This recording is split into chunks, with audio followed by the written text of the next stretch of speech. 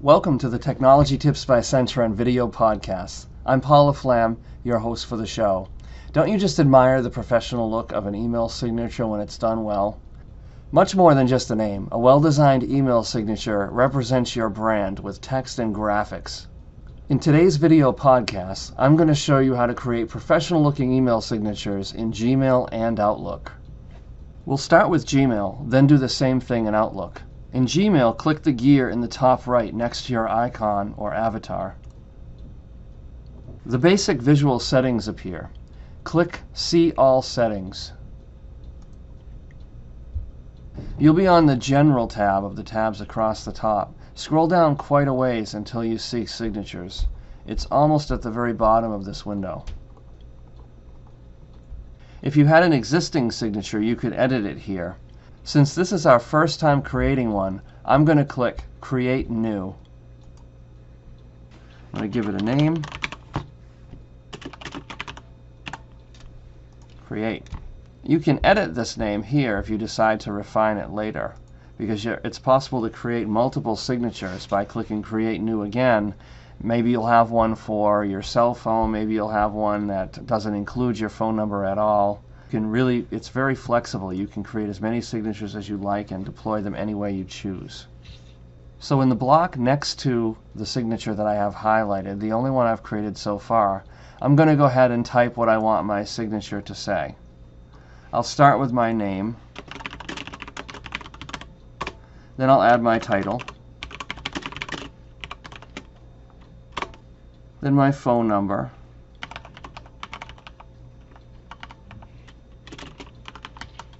so that looks pretty good. It's pretty complete, but you know what? It's kind of boring, right? So first thing I'm going to do is change my name to be bold. So I'll highlight it and then click the bold symbol.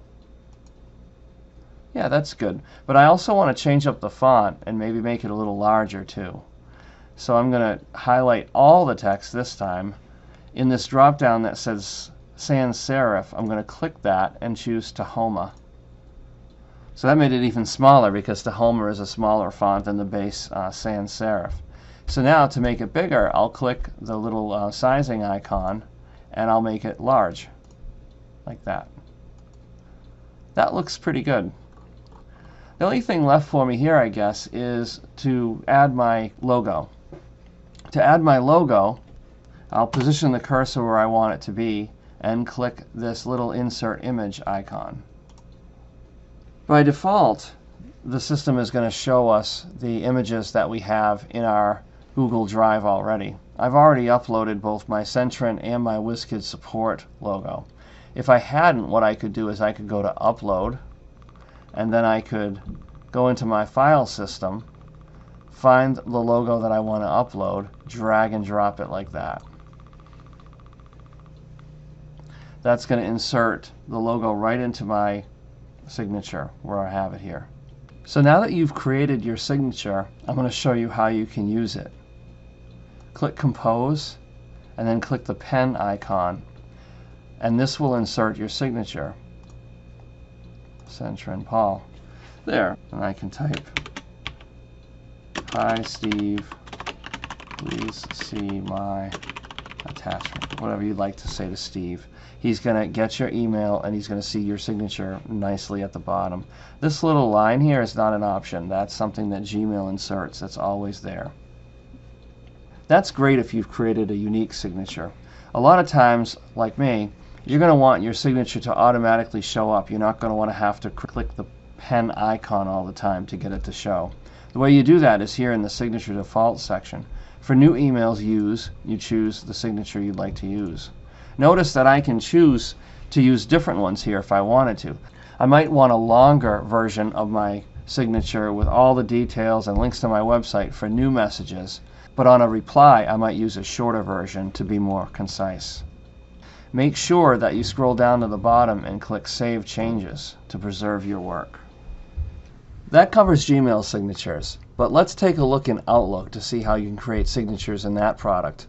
Note, you might be running a slightly different version than I'm showing here, but the concepts are the same and the general areas that you're going to go to are going to be found in the same version of Outlook that you're running. So switching gears now, going over to Microsoft Outlook, first thing you're going to do is pull down the File menu and then choose Options. Once the Options pops up, click Mail, and then you'll find the Signature button just a little bit down on the page. Signatures is where you're going to create and modify signatures. Here I have one created already, but for this purpose I'm just going to create a new one by clicking New. Give it a name. Now I've got a blank window at the bottom here where I can create my signature, just like I did in Gmail earlier. Put my title, my phone,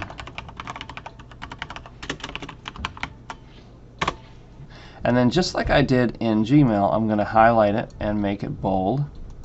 And then I want the whole thing to be just a bit bigger. So first I'll choose my font though.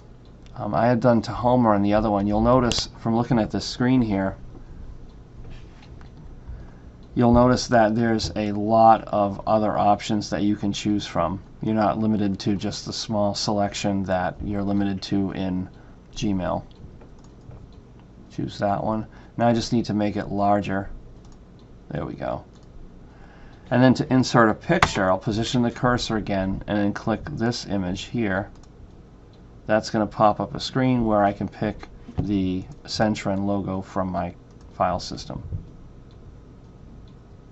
Once that's done, I click Save. Now that it's saved, Outlook automatically makes it the default signature for new messages. Here I'm also going to make it the default signature for replies and forwards. I hope you enjoyed my video podcast today.